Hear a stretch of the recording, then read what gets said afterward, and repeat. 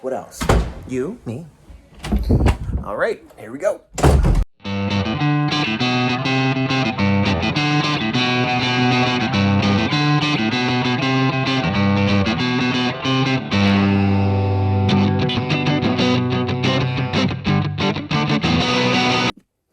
Hey, it's me, Gazbot. I'm a little bit tired, which is not unusual for me. I was up till after 3 a.m. last night, which didn't previously used to be unusual, but nowadays it is. But anyway, part of the reason I was up late was I was on Josh Kemball's live stream and watching him and stuff. And I just had a big day yesterday. I went and met a friend about an hour away for lunch, and then I went toy hunting to like 5 different Targets looking for some Ninja Turtle figures, which I didn't find, although I did find some Marvel Legends for like $7, so that was pretty cool. But I did a bunch of work on the Horror A4. And that's what I'm working on now, even though what you're looking at is my Bat in the Sun Green Ranger process. So I'm trying something new where I don't want to show every single detail of the comic I'm working on, but I want to keep showing art. So I'm showing process videos of prints and whatever. So there's that art. And then normally I did a video where I put art up and then I did a voiceover later. So I want to try to work and talk, but I'm working on something that you're not seeing. This is the Horror A4 I'm working on. So just for, I think it's like 15, 20-minute process video that'll be up, and that's how long I'll talk. Now, what am I going to be talking about? If you read the thumbnail, it is Carrot and Stick, which is such a weird title. If you're not familiar with that aphorism. But anyway, Carrot and Stick, meaning incentivize. And this is something Josh and I were talking about. Joshua Kemball, to be clear, author and artist of, among other things, 2 Stories and the other comic, which I love, that I always forget the name of. 2 Stories Book 1. That's what it is.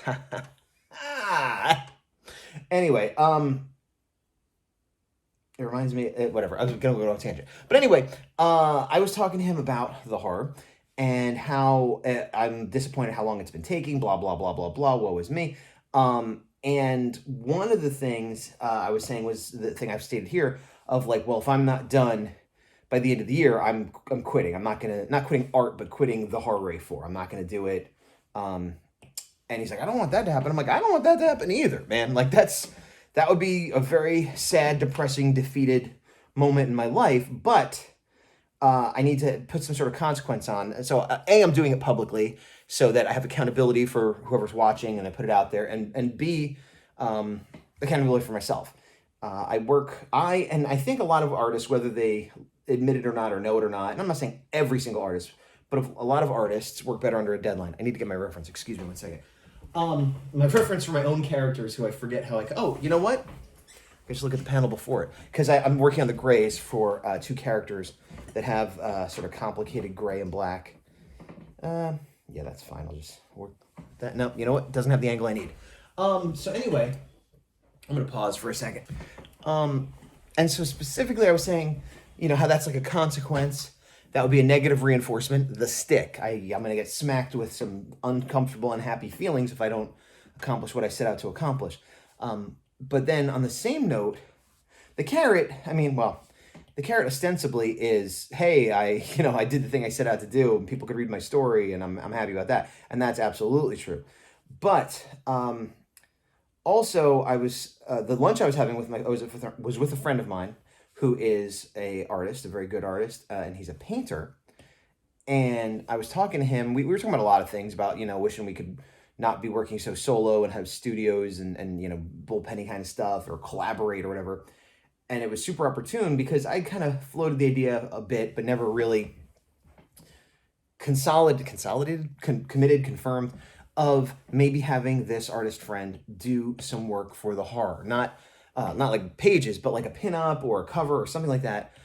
Specifically because he's an oil painter, and I thought it would be really cool to see his take on the horror characters universe from an oil painter's point of view.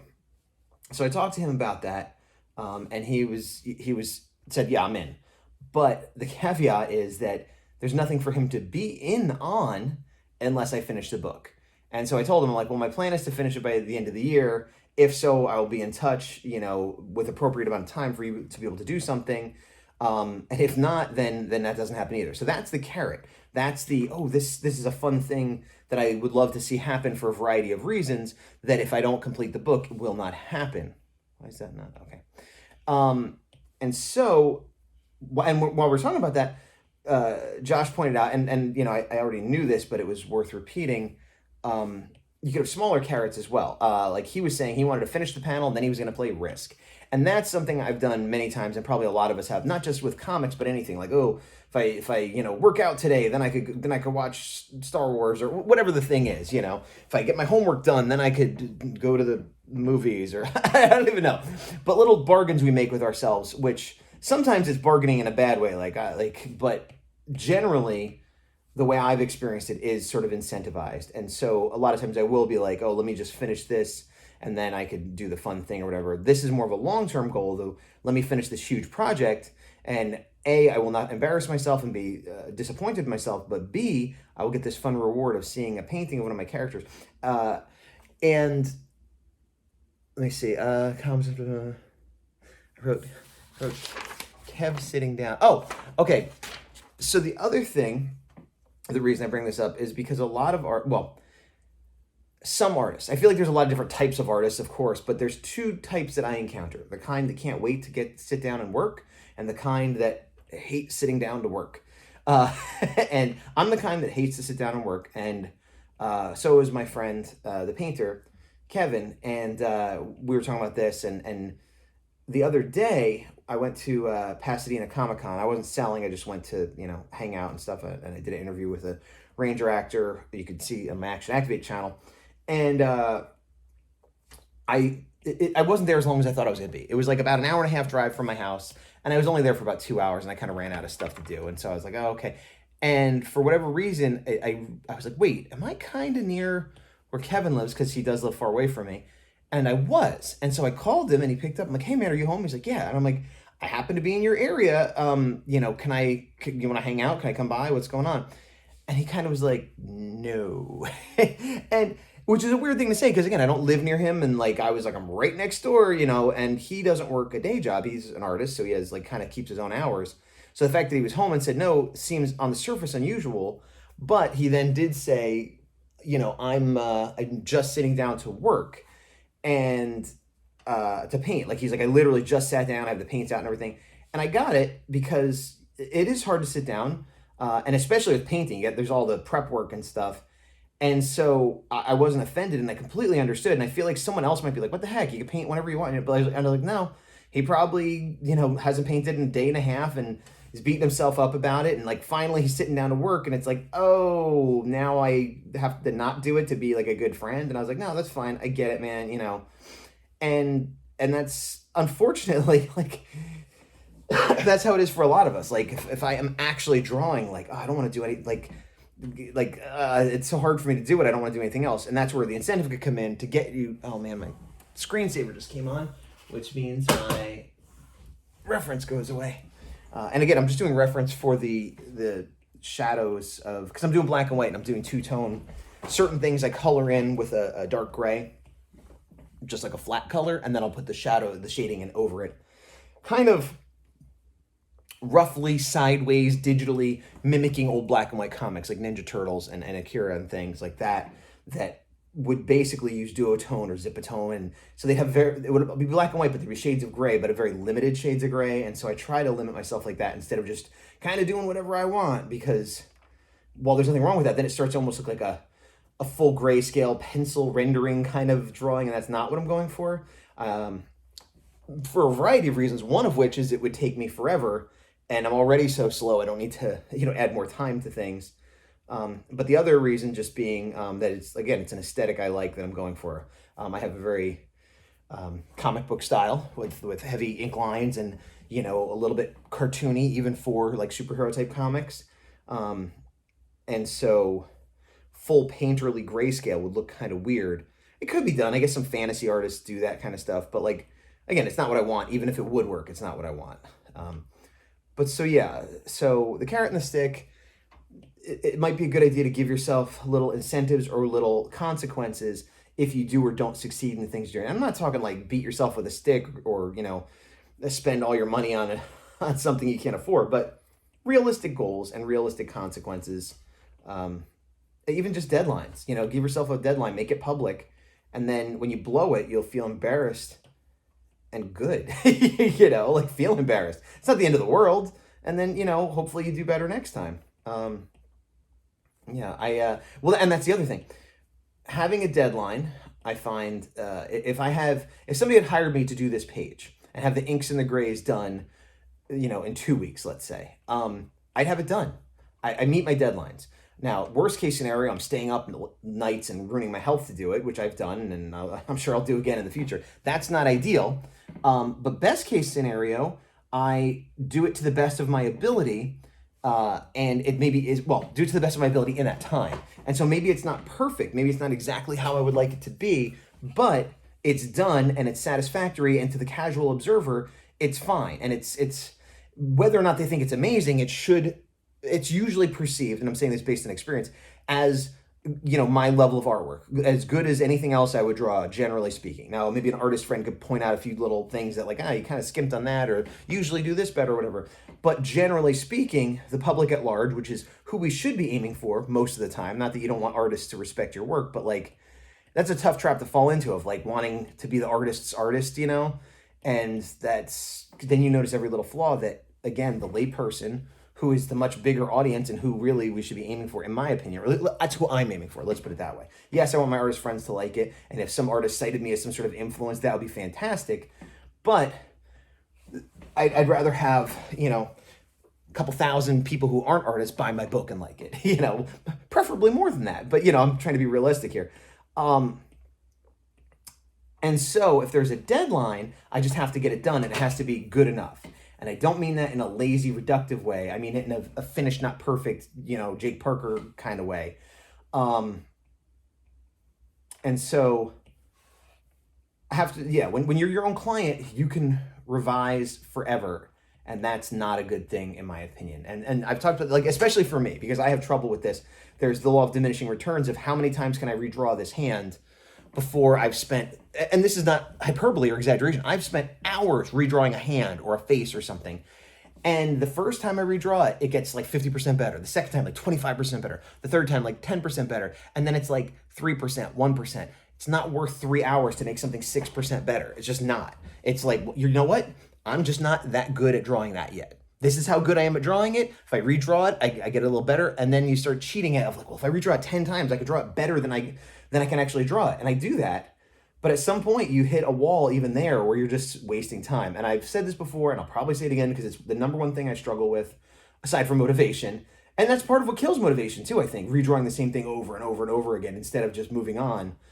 And so this is one of those, like, easy to say kind of things. Like, I'm saying the right things. I'm not necessarily doing the right things. But by giving myself deadlines and incentives and motivation in other ways besides just, like, get it done, that helps. And, you know, I'm coming off a stint of having, you know, kind of worked on this issue on and off, but not really, because it's been years and it's not done. And if I was really working on it, it would have been done, you know. Even having other responsibilities, other jobs, of being an indie comic, like, it shouldn't take years to do one issue of a comic. It's not a graphic novel. I mean, eventually it'll be a trade, but right now it's longer than 23 pages. I think it's 27 pages.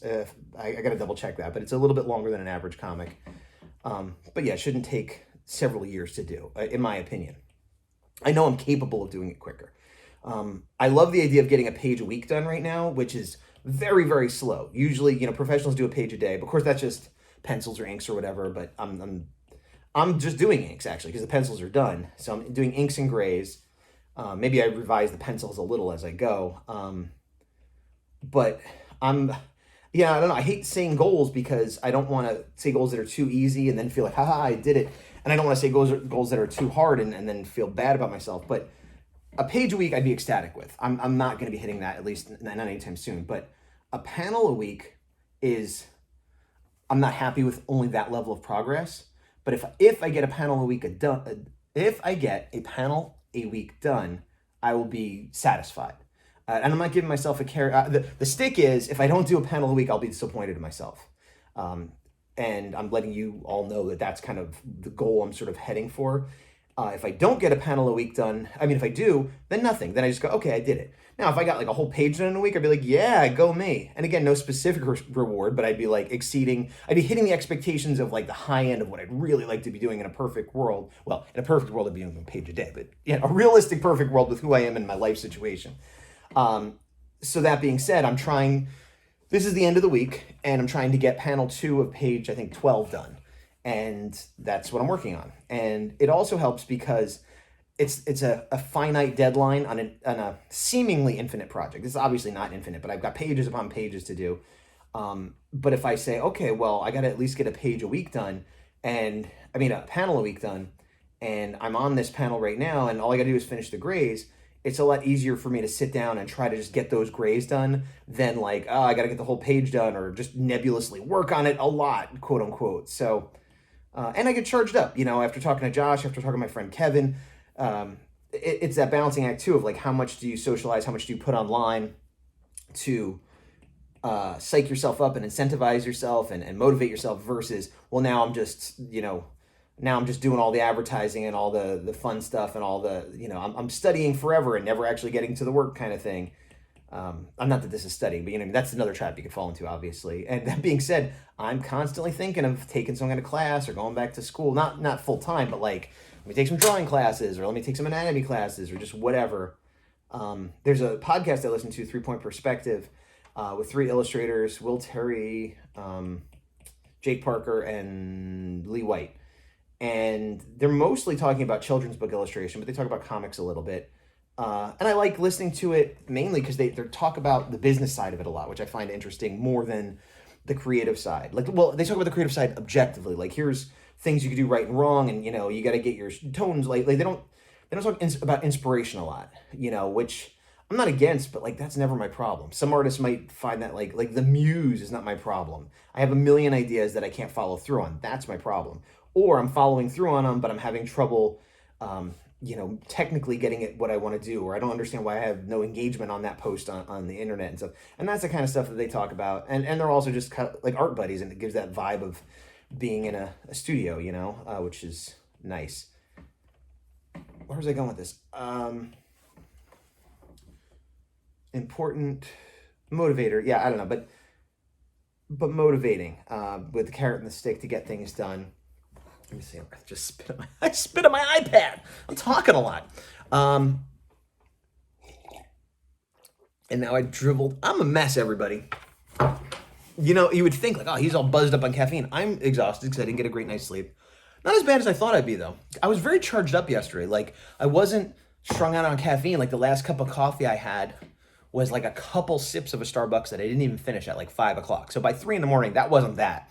I think it was just like that I had a good day and I was working on art, and sometimes I'm tired, or sometimes I can't sleep and I'm sitting there watching TV, or I'm awake but I'm like, ugh, but I was wide awake and I was being productive. I was drawing, I was talking to a friend, I was reorganizing my studio, so I don't regret staying up. Sometimes I regret staying up because I just farted around on my phone or whatever, but this wasn't that. And so while I might regret it even more later today, right now I'm like, okay, cool.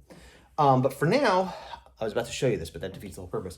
But for now, I'm going to stop working on this. I will hopefully finish this panel later.